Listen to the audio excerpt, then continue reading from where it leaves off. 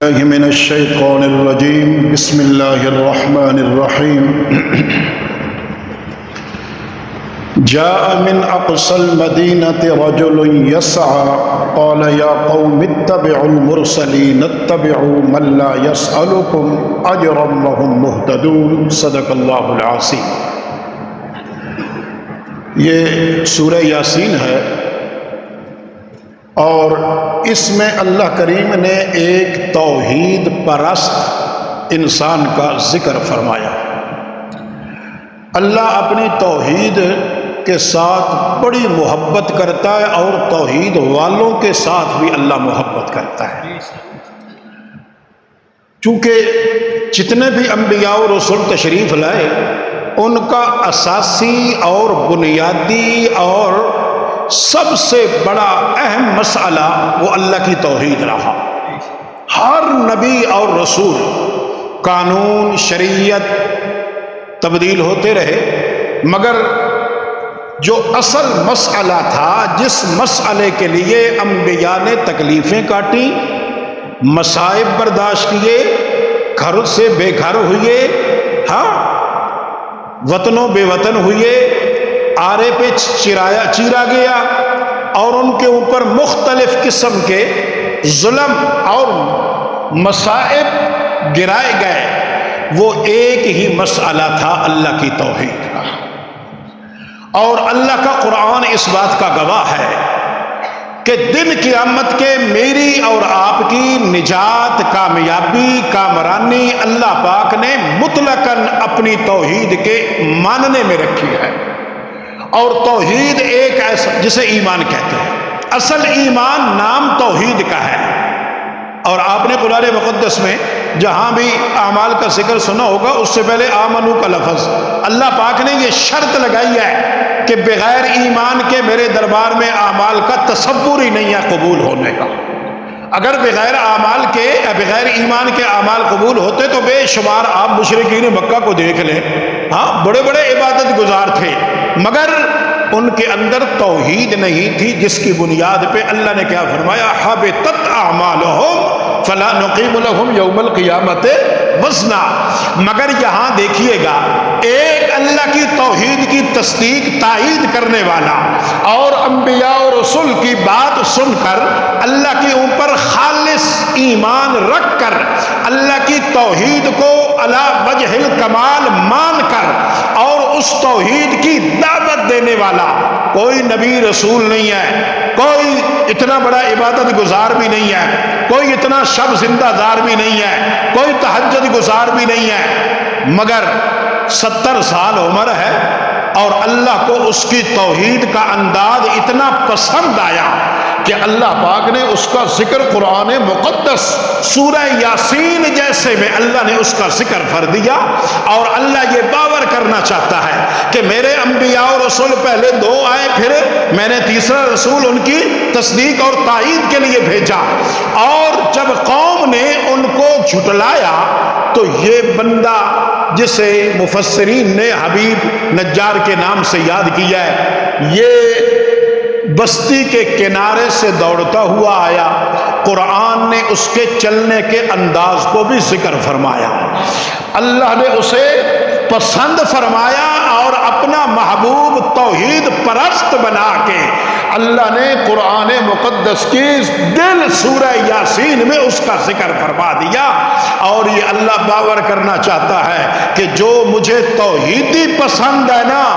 مجھے مشرک پسند نہیں، مجھے اہل توحید پسند ہے۔ اور اتنی اللہ نے محبت فرمائی اس سے، اور پھر اللہ نے خوش ہو کر اس کا ذکر فرمایا قرآن میں، اور اس نے قوم کو یہی کہا، اسی قوم میں سے تھا نا۔ باہر سے آدمی کوئی آ کر دعوت و تبلیغ کرے نا، اس کے آنے کا سمجھانے کا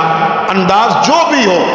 قوم کچھ نہ کچھ برداشت کر لیتی ہے، مگر انہی قوم میں سے کوئی اٹھ کے ان کو دعوت توحید دینا شروع کرے، اوئے تو کون ہے؟ ہماری قوم میں سے، ہماری برادری میں سے، ہمارے بستی میں سے اٹھ کر اتنی سخت توحید تو اللہ کے نبیوں نے نہیں بیان کی جتنی تو کہہ رہا ہے،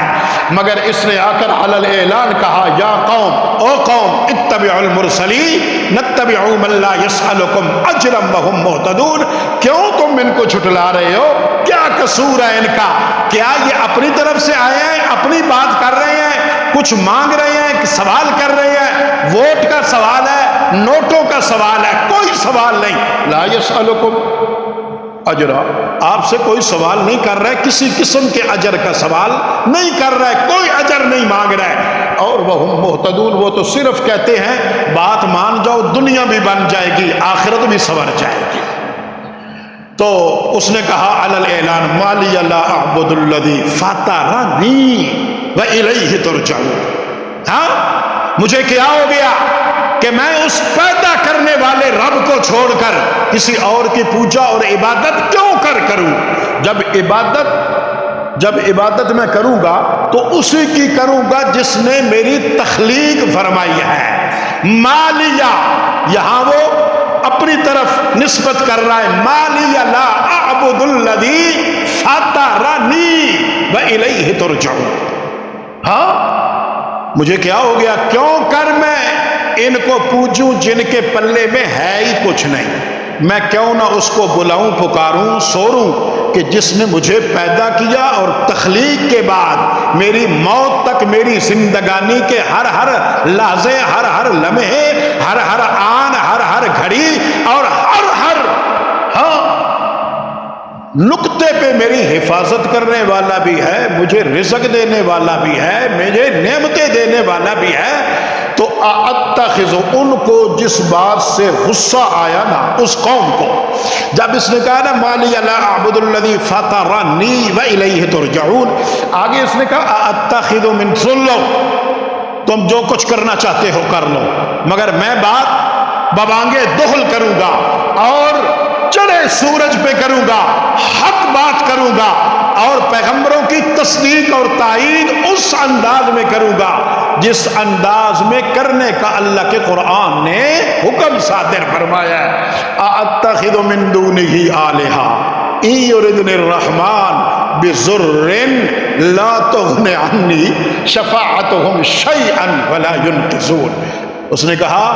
اللہ اگر مجھے کوئی تکلیف، کوئی مصیبت، کوئی پریشانی، کوئی ایک کانٹا چبھنے کے برابر اگر مجھے اذیت دینا چاہے نا، لا تغن عنی، تمہارے یہ سارے معبودان مل کر بھی میرے اللہ کی دی ہوئی تکلیف کو دور کرنے کی طاقت ہو، لا تغن عنی شفاعتہم، نہ تکلیف دور کر سکتے ہیں اور نہ مجھے اس تکلیف سے نجات دلا سکتے ہیں، لا تغن عنی شفاعتہم شیئا، کیا فرمایا؟ شیئا، ایک ذرہ بھی ان کے اختیار میں نہیں ہے۔ ہاں، اور ان کو جب غصہ آیا، ہمارے آباء و اجداد کے مذہب کو جھٹلا رہا ہے، ہمارے آباء و اجداد کے دین کو جھٹلا رہا ہے، اور ہمارا پرانا مذہب طور طریقہ جو ہے، ہمارے معبود ہیں ان کو جھٹلا رہا ہے، ہاں، اور کہہ رہا ہے ان کے پلے کچھ بھی نہیں ہے، جو کچھ ہے وہ میرے اللہ کے اختیار میں ہے، لا تغن عنی شفاعتہم شیئا ولا ینقذون۔ آگے اس نے کہا تم مانو یا نہ مانو، سن لو میں نے تو اللہ کی توحید کو علی وجہ الکمال مان لیا ہے، اور انی آمنت بربکم، یوں نہیں فرمایا انی آمنت بربی، میں اپنے رب پہ ایمان نہ، فرمایا بربکم، اصل میں رب تو ساری کائنات کا ہے نا۔ اس نے کہا میں تمہارے رب کو جس طرح ماننے کا حق ہے میں مان چکا ہوں، آمن تو میں اللہ کی توحید کا قائل ہو گیا ہوں، میں اللہ کی توحید کے اوپر ڈٹ گیا ہوں، اب میری جان جاتی ہے تو چلی جائے مگر اللہ کی توحید کے ساتھ کبھی غداری نہیں کروں گا، اور اللہ کو ماننے کے بعد اب اس دل کے اندر کسی اور کی شراکت داری نہیں کروں گا، جتنا بھی بڑا کیوں نہیں، میں حتیٰ کہ کسی نبی اور ولی کو بھی اللہ کا شریک اور ہمسر نہیں مانوں گا۔ کیوں؟ اس لیے کہ اللہ نے مجھے سکھایا یہ ہے کہ جب پیدا کرنے والا میں ہوں تو عبادت کا حق بھی میرے اکیلے اللہ کا ہے۔ انی آمنت بربکم فاسمعون، دل و دماغ کی کھڑکیاں کھول کے سن لو، میں تو اب مان چکا ہوں، اس ماننے کے بعد مجھے ایک نہیں 1000 زندگی بھی مل جائے میں اس زندگی کی پرواہ نہیں کروں گا، مگر اللہ کی توحید کو چھوڑنا پسند نہیں کروں گا۔ انہوں نے کہا مارو اس کی گردن، مارو اس کو تلوار، تن سے ہاں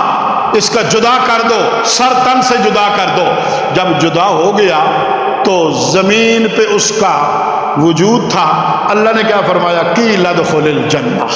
سبحان اللہ، قیل ادخل الجنہ، اللہ کریم کی قسم ہے اللہ نے اسے جنت کے اندر اپنی توحید کی وجہ سے بھیجا ہے اور ایمان کامل رکھنے کی وجہ سے بھیجا ہے۔ اس لیے اللہ نے ہمارے پاس بھی اپنا آخری رسول بھیجا ہے، اس رسول کی دعوت کو پڑھیے گا، اس رسول کی تبلیغ کو پڑھیے گا، اس رسول کے ساتھ محبت کا دعویٰ ہر کوئی کرتا ہے، مگر رسول کا کہا کوئی مانتا ہے، کوئی، اور اللہ نے دن قیامت کے محبت کے بارے میں نہیں پوچھنا، یہ پوچھنا ہے کہ محبت تو تو نے کی، محبت کا دعویٰ تو کیا تھا، مگر میرے پیغمبر کی بات بھی مانی ہے یا نہیں؟ ہاں بات بھی مانی ہے یا نہیں؟ اور اس لیے اللہ کریم نے فرمایا میرے پیغمبر قل، اپنی زبان حال سے فرما دیجئے، ھذہ سبیلی ادعو الی اللہ علی بصیرۃ انا ومن اتبعنی، اور انہوں نے ماری گردن۔ اللہ نے فرمایا قیل ادخل الجنہ، جنت میں پہنچ کر وہاں جا کر کہنے لگا یا لیت قومی یا لیتا، ہائے اللہ اگر میری قوم کو مجھے اللہ کی طرف سے مل جانے والی عزت، تکریم، قدر و منزلت کا پتہ چل جاتا تو وہ قوم میرے ساتھ کبھی بھی ایسا نہ کرتی، بلکہ میں نے اللہ کے پیغمبروں نے جو کچھ انہیں کہا وہ کہتی سرے تسلیم خم ہے، جو مزاج یار میں آئے مان لیتے تو میری قوم کے لیے کامیابی تھی، مگر ہائے افسوس میری بات ان تک نہیں پہنچ سکے گی، مگر اللہ نے بہشت بری سے اٹھائی، قرآن کا حصہ بنایا اور اسی حبیب نجار کی آواز کو قرآن کا حصہ بنا کر اللہ نے سورہ یاسین میں ذکر کر کے مجھے اور آپ کو اللہ نے اپنی توحید کا مسئلہ سمجھا دیا۔ اس لیے خدا را اللہ کی توحید کے علاوہ توحید واحد میری اور آپ کی کامیابی کا حل ہے۔ اگر توحید نہیں تو کچھ بھی نہیں ہے۔ میری ساری رات کی عبادتیں، میرا قرآن پڑھا جانا، میری نمازیں، میرے روزے، میری حج، میری زکاتیں کوئی اثر نہیں رکھتی جب تک دل کے اندر اللہ کی توحید خالص نہ ہو، اور اس توحید کے لیے اللہ نے 1,24,000 پیغمبروں کو بھیجا ہے۔ شریعت اپنے اپنے دور میں اپنی رہی، مگر ہر نبی کا یہ مسئلہ یہی رہا کہ لا الہ الا اللہ۔ اللہ مجھے اور آپ کو اسی توحید پہ قائم اور دائم فرمائے، اور اللہ ہمارا خاتمہ بالخیر اسی توحید پہ فرمائے۔